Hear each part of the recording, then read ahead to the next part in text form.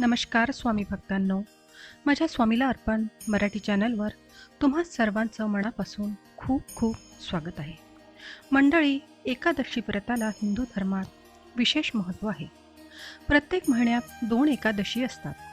एक शुक्ल पक्षात आणि दुसरी कृष्ण पक्षात. या एकादशीपैकी एक म्हणजे योगिनी एकादशी. आषाढ महिन्यातील कृष्ण पक्षातील एकादशीला हे व्रत पाळले जाते. यावर्षी योगिनी एकादशी 2 जुलै 2024 मंगळवारी आहे. या दिवशी भगवान विष्णूची विशेष पूजा केली जाते. असे मानले जाते की हे व्रत केल्याने व्यक्तीची सर्व पापे नष्ट होतात आणि त्याला मोक्ष प्राप्त होतो. योगिनी एकादशीच्या दिवशी भगवान विष्णू आणि लक्ष्मी यांच्या प्रतिमेची किंवा चित्राची पूजा केली जाते. व्रत करताना भक्ताने भगवान विष्णूंच्या ओम नमो भगवते वासुदेवाय या मंत्राचा जप करावा. हे व्रत एका प्राचीन कथेशीही संबंधित आहे, ज्यात कुबेराचा माळी हेम याला कुबेराने कुष्ठरोगी होण्याचा शाप दिला होता, ज्यातून योगिनी एकादशीला उपवास करून त्याची सुटका झाली होती. योगिनी एकादशीचे व्रत केल्याने पुण्य तर मिळतेच, शिवाय माणसाच्या जीवनात सुख समृद्धीही येते. हे व्रत केल्याने 88,000 ब्राह्मणांना भोजन देण्या इतके पुण्य प्राप्त होते.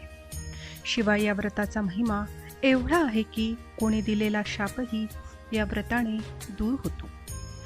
या एकादशीचे पालन केल्याने माणसाचे मन शुद्ध होते आणि त्याच्या सर्व मनोकामना पूर्ण होतात.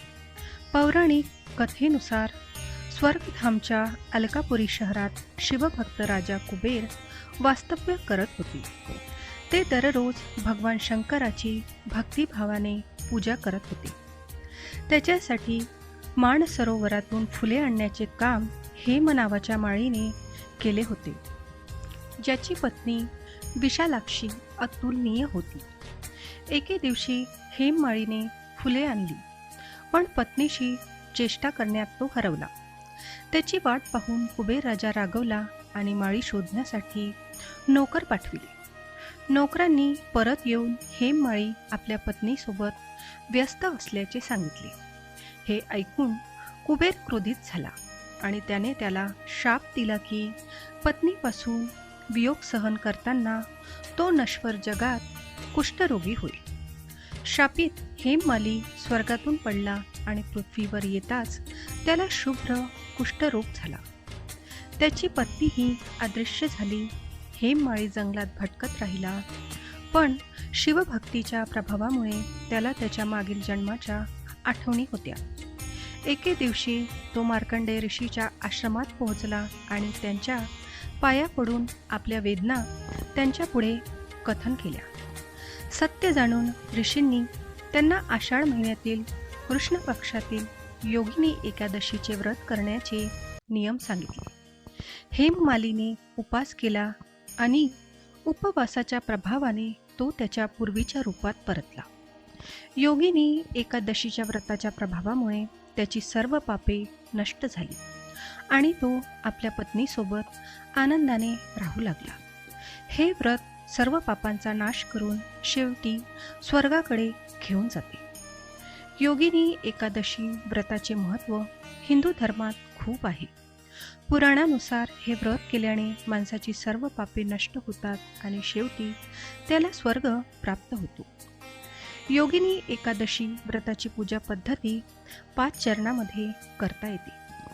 भक्ताने पहाटे लवकर उठून स्नान करावे व स्वच्छ वस्त्र परिधान करावे.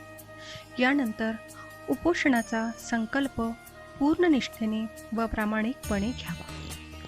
मातीचा किंवा धातूचा कलश शुद्ध पाण्याने भरून स्वच्छ मचाणावर ठेवावा. कलश आंब्याची पाने, हळद आणि सिंदूर यांनी सजवावा. कलशाच्या वर नारळ ठेवून भगवान विष्णूचे प्रतीक म्हणून त्याची पूजा करावी. भगवान विष्णूचे आवाहन करावे. भक्ताने मंत्रोच्चार करून आणि प्रार्थना करून भगवान विष्णूच्या उपस्थितीचे आवाहन केले पाहिजे. ओम नमो नारायणाय हा सर्वात सामान्य मंत्र आहे, ज्याचा अर्थ मी भगवान नारायणाला नमन करतो. भक्ताने भगवान विष्णूला फळे, फुले, धूप आणि इतर वस्तू अर्पण कराव्या. या नैवेद्यांना नैवेद्य म्हणतात आणि देवता प्रसन्न होते असे मानले जाते. ध्यान आणि जप भोग अर्पण केल्यानंतर भक्ताने भगवान विष्णूच्या दिव्य स्वरूपाचे ध्यान करावे आणि ओम नमो नारायणाय या मंत्राचा 108 वेळा जप करावा. हे मन एकाग्र होण्यास आणि देवतेचा आशीर्वाद प्राप्त करण्यास मदत करते. योगिनी एकादशीचे व्रत अत्यंत महत्त्वाचे मानले जाते आणि विविध हिंदू धर्मग्रंथामध्ये त्याचा उल्लेख आहे. हे व्रत भक्ती आणि प्रामाणिकपणे पाळल्यास समृद्धी, सुख आणि मोक्ष प्राप्त होण्यास मदत होते असे म्हटले जाते. चला तर मग योगिनी एकादशीच्या या शुभ मुहूर्तावर उपास करून भगवान विष्णूची आराधना करा आणि तुमचे जीवन सुखी करा. धन्यवाद. श्री स्वामी समर्थ. जय जय स्वामी समर्थ.